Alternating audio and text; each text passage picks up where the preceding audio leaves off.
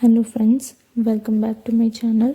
आज की इस वीडियो में हम ग्वेंडोलिन ब्रूक की एक famous poem a sunset of the city को लाइन बाय लाइन डिस्कस करेंगे। तो चलिए पोइम शुरू करते हैं। Already I am no longer looked at with lechery और लव। इस पोइम में एक वुमन है, मिडिल एज्ड वुमन, जो अपने यूथ के बारे में सोचती है और बोलती है कि अब वो लेचरी और लव का टॉपिक नहीं रही।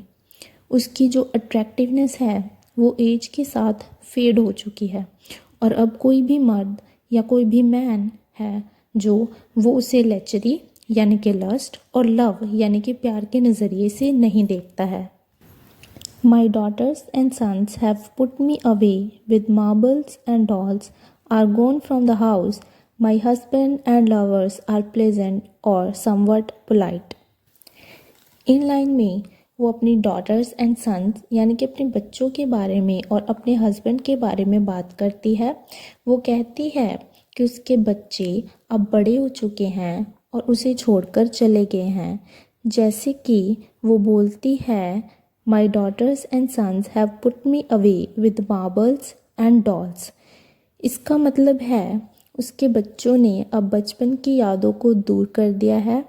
जैसे वो बचपन में डॉल्स एंड मार्बल्स के साथ खेलते थे, तो वो अब बड़े हो चुके हैं और उन्हें अब इन चीज़ों की कोई ज़रूरत नहीं है।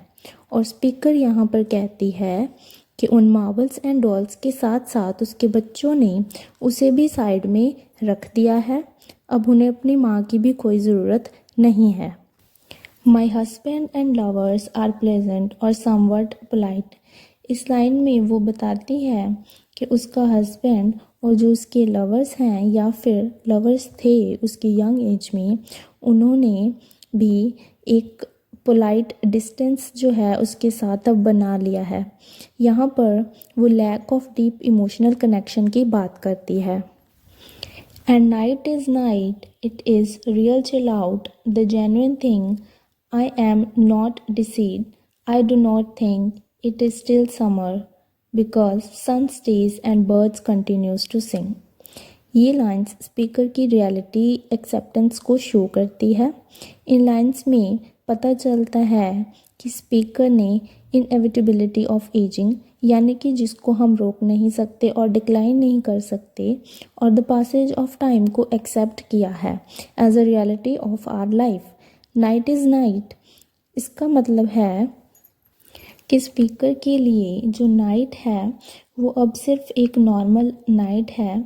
वो उन नाइट को यंग पीपल की तरह इंजॉय नहीं कर सकती।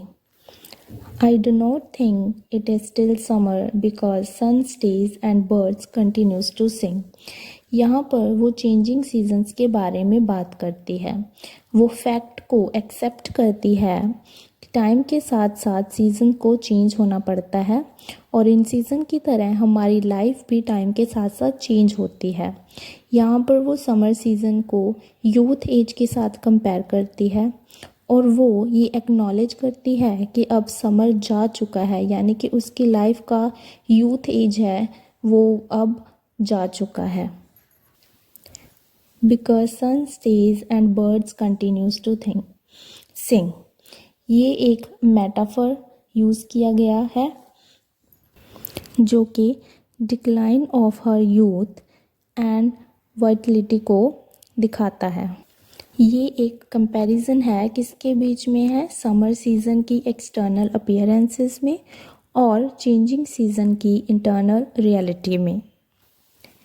It is summer gone that I see, it is summer gone, the sweet flowers in drying and drying down, the grasses forgetting their blaze and consenting to brown. Speaker फिर से ये repeat करती है कि summer अब जा चुका है और the sweet flowers in drying and drying down, जो स्वीट फ्लावर्स हैं वो भी अब ड्राई हो रहे हैं और मरकर यानी कि झड़कर नीचे गिर रहे हैं। वो कहना चाहती है कि इन फ्लावर्स की यूथ एज भी अब जा चुकी है। किसी समय ये भी स्पीकर की तरह अट्रैक्टिव हुआ करते थे।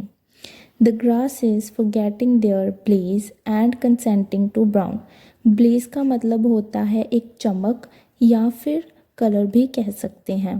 तो यहाँ पर वो कहती है कि जो ग्रासेस हैं वो भी अपनी ब्लेज भूल चुके हैं, यानी कि ग्रास का जो प्यारा सा ग्रीन कलर होता है वो भी वो भूल चुके हैं और ब्राउन होते जा रहे हैं। जैसे कि ग्रास जब बहुत पुराना हो जाता है तो जो उसका ग्रीन कलर होता है वो ब्राउन हो जाता है। It is a real chill out. The fall crisp comes. I am aware there is winter to heat. There is no warm house that is fitted with my need. I am cold in this cold house, this house whose washed echoes are tremulous down lost halls.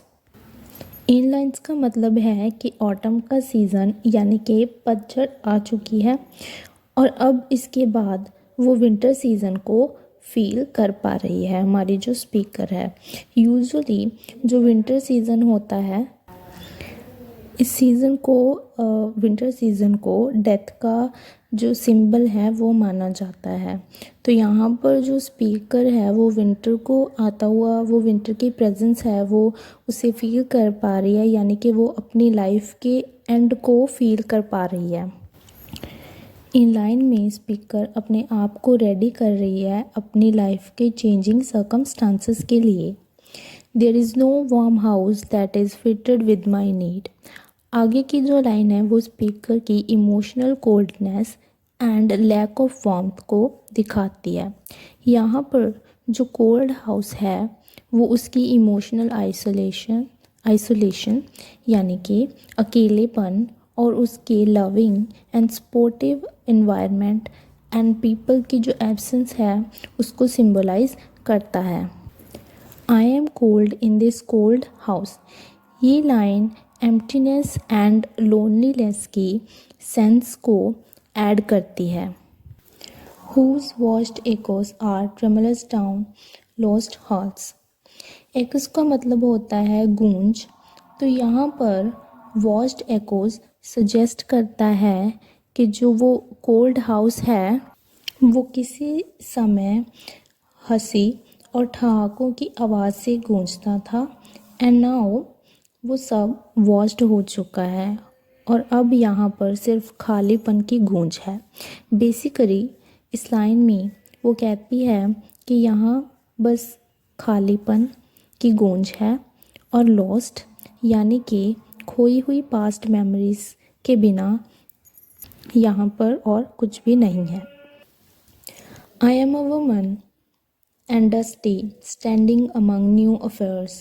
I am a woman who hurries through her prayers.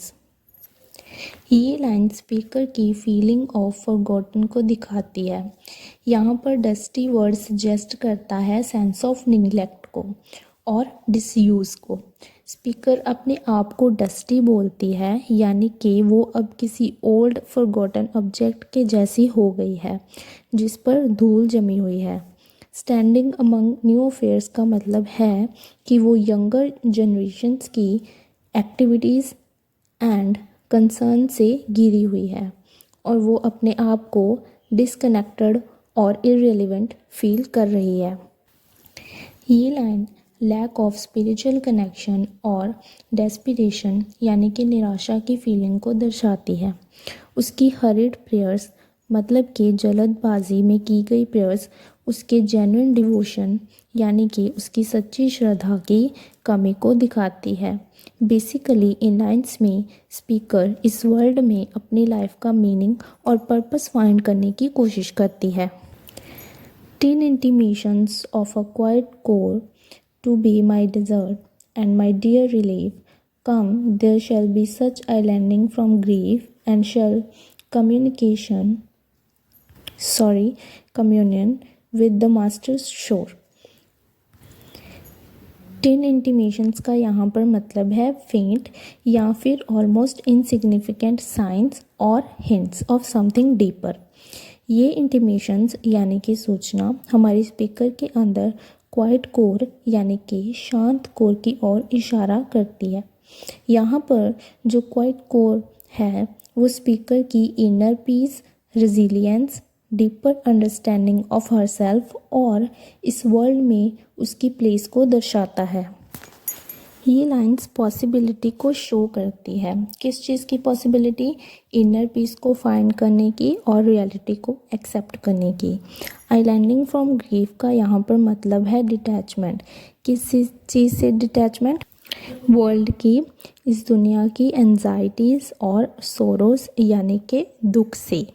Small communion with the master शोर, इसका मतलब है speaker का connection, एक लगाव किसी चीज़ से जो उसके कंपैरिजन में उससे बड़ी है। या तो वो उसका स्पिरिचुअल कनेक्शन है या फिर नेचुरल वर्ल्ड के साथ उसकी unity. Tuang Day and I incline this year to 10 consult a dual dilemma, whether to die in humming pallor or to live and die. ट्वांग का यहाँ पर मतलब है इनर पीस या फिर एक्सेप्टेंस। तो यहाँ पर ट्वांग के दो मीनिंग निकलते हैं, जिन्हें हम इनर पीस यानी कि मन की शांति या फिर एक्सेप्टेंस मानकर आगे चलेंगे। स्पीकर कहना चाहती है कि जो इंटीमेशंस हैं उसके अंदर से जो आवाज़ आ रही है वो ना तो लाउड है और ना ही क्लियर है, वो फेंट है। किसकी तरह? किसी इंस्ट्रूमेंट की तरह। फॉर एग्ज़ाम्पल, जैसे कि जब गिटार की जो तार होती है वो जब ख़राब हो जाती है तो उसमें से बहुत लाइट आवाज़ आती है। उसी तरह जो आवाज़ उसके अंदर से आ रही है वो भी बहुत लाइट है, जैसे कि वो आउट ऑफ ट्यून हो गई हो। टिन का यहाँ पर मतलब है आउट ऑफ ट्यून होना। इंक्लाइन दिस ईयर का मतलब है शी इज़ पेइंग अटेंशन, जो भी आवाज़ उसके अंदर से आ रही है। Consult a dual dilemma, whether to dry in humming pallor और टू लीप एंड डाई। ये लाइन स्पीकर के अंदर उसकी अपने आप से, अपने मन से हो रही लड़ाई को रिप्रेजेंट कर रही है। डुअल डिलेमा यहाँ पर टू डिफ़िकल्ट और कंट्रास्टिंग, यानी कि जो एक दूसरे से बिल्कुल ऑपोजिट हो, तो वो टू डिफ़िकल्ट और कंट्रास्टिंग चॉइसेस को रेफ़र करती है जो कि स्पीकर फेस कर रही है। To dry as a metaphor use किया गया है, जैसे कि कोई प्लांट जब ड्राई होता है तो उसका मतलब होता है कि वो अब डेड होने वाला है। इसी तरह वो टू ड्राई अपनी बॉडी के लिए यूज़ करती है। इन हमिंग पैलर और टू लीप एंड डाई, तो यहाँ पर जो डुअल डिलेमा की सेकंड डिफ़िकल्टी है उसको डिस्कस किया गया है। हमिंग पैलर का यहाँ पर मतलब है क्वाइट, यानी कि शांत और बिल्कुल अनकॉन्शियस, यानी कि होश में ना रहकर फेट को एक्सेप्ट करना। और कंट्रास्ट में वो कहती है और टू लीप एंड डाई, मतलब कि वो पैसिव रहकर अपनी डेथ की वेट नहीं करना चाहती, वो इस आइडिया को रिजेक्ट करती है और इसकी बजाय अपनी शर्तों पर मौत को गले लगाने का सजेशन देती है। Last, somebody muffed it question mark, somebody wanted to joke। muffed it का मतलब है मिस्टेक करना या फिर किसी चीज़ को क्लमजी तरीके से हैंडल करना। तो यहाँ पर इनको दो मतलब में हम डिवाइड करेंगे। पहला मतलब, एक तो लाइफ के लिए हमें एज अ ह्यूमन बीइंग जो लाइफ मिली है उसे समझने के लिए और उसे यूज़ करने के लिए हमने जो है मिस्टेक करी है, फिर इसको क्लमजी होकर हैंडल किया है और हमेशा रियलिटी को डिक्लाइन किया है जो कि है डेथ। या फिर दूसरा मतलब हो सकता है कि जो स्पीकर की प्रेजेंट सिचुएशन है वो उसकी लाइफ की गलत चॉइसेस की वजह से है जो कि उसने कभी अपनी लाइफ में ली और रियलिटी को एक्सेप्ट नहीं किया। Somebody wanted to joke. ये लाइन डार्क ह्यूमर और आयरनी ऐड करती है। ये लाइन लाइफ की हार्डशिप्स, एजिंग और लॉस को एक क्रूअल जेस्ट यानी कि एक बेरहम मजाक बताती है। और जो हमारी स्पीकर है वो क्वेश्चन के साथ इस पोइम को एंड करती है, जिसका मतलब है कि वो रीडर्स को इनवाइट करती है कि लाइफ की जो सफरिंग है और नेचर ऑफ एग्जिस्टेंस है वो खुद उनका मीनिंग जो है ढूंढें। I hope this explanation will help you. अगर आप भी किसी टॉपिक पर वीडियो बनवाना चाहते हैं तो कमेंट करें और चैनल को सब्सक्राइब करें। See you soon in the next video.